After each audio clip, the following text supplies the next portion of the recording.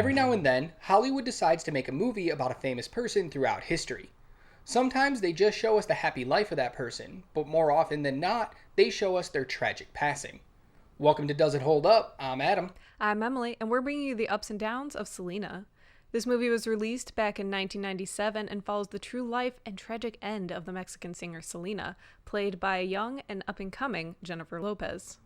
What we do here at Does It Hold Up is we talk about some of the things that worked and some of the things that didn't work in the movie before making our decision on if the movie holds up to today's standards. This isn't about if the movie is enjoyable or not. It's about the quality of the filmmaking, the storytelling, and the performances. Speaking of the performances, something that worked really well in this movie was Jennifer Lopez as Selena. Believe it or not, there were petitions and calls for recasting because many people said J-Lo wasn't the right type of Latin. J-Lo is Puerto Rican, whereas Selena was Mexican. They also didn't think she should have the role because she was born in New York and Selena was born in Texas. By the time the end of the movie comes, you'll have gotten lost in her acting and may start to think she is the embodiment of Selena. She encapsulates the down-to-earth feeling that everyone who knew Selena said she had. But she also does a great job portraying the hardships and stress put on someone at such a young age.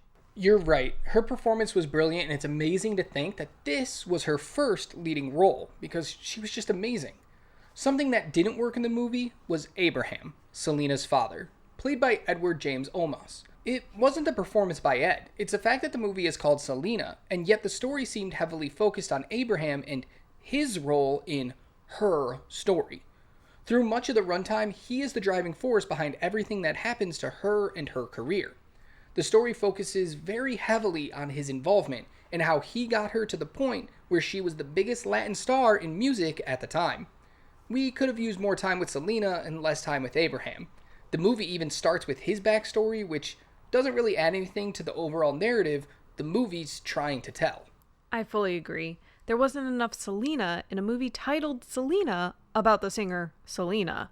The rest of the family I think worked well though, and the casting of them was spot on. Some of the interactions Selena has with her brother and sister are the best parts of the movie.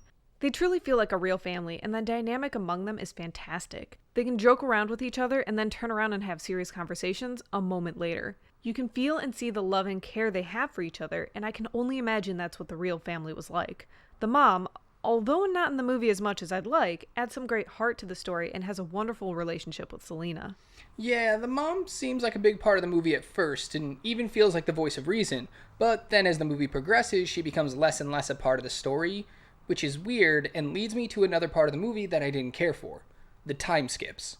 This can also be interpreted as the pacing or the overall direction of the story. They start the journey with a young Selena learning how to sing and then learning how to sing in Spanish. But as the movie continues, it begins jumping what feels like large amounts of time, even though there were probably things happening during these jumps. Like at some point in time, Selena got a record contract.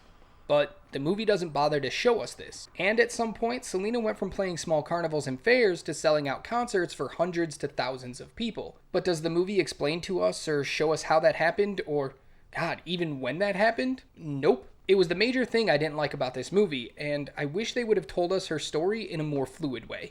That was so frustrating watching the movie. I understand that she became popular and a celebrity, I just wish the movie would have shown me a little bit better. The final thing I want to bring up that worked in this movie is the fact that the filmmakers didn't shy away from any of the harder aspects of the true story. Selena did run off and elope with her guitarist at the age of 20. Although the real Abraham didn't want to show that because it would set a bad example for young fans of Selena, it's nice that they kept it in the story. They also obviously touch upon the tragic passing of Selena at the hands of someone she trusted.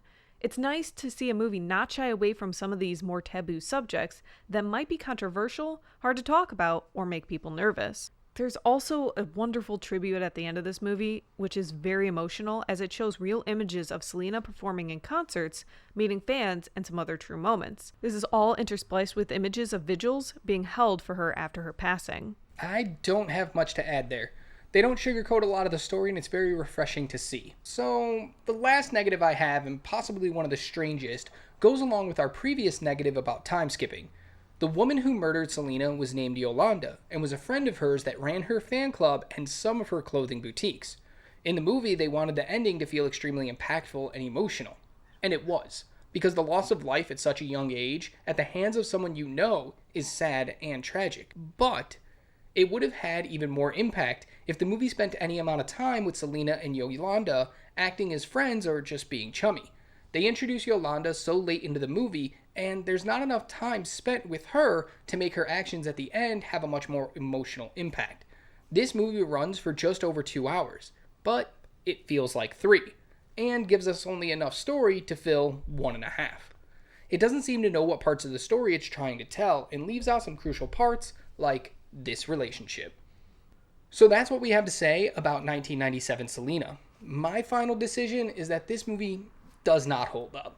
It's a story that should be told, but I don't think this movie does enough justice to the singer who impacted so many people and left a lasting impression. They don't give the story enough time to breathe. I agree. I don't think this movie holds up either. It's a wonderful story, and I think it should get remade. It just passed the 28th anniversary of Selena's tragedy, and I think enough time has passed since her death that we can do her story justice. Honestly, the problem with the 1997 version is that it felt rushed. Selena passed in March of 1995, and the movie was released in March of 1997, only 2 years removed. Now, with audiences who are more inclined to watch longer movies, we can take the time and tell her story correctly with no rushing.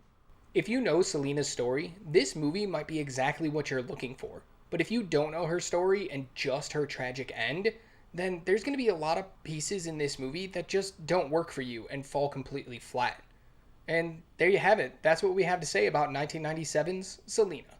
Yep, it got 2 doesn't hold ups from us. Thanks for watching. Don't forget to like, share, subscribe, and ring that bell for notifications. And comment below what your thoughts are on Selena, the movie, and the artist. Would you like to see this movie be remade? Let us know. And if you liked what we had to say here, come check out our full deep dive podcast anywhere podcasts are available.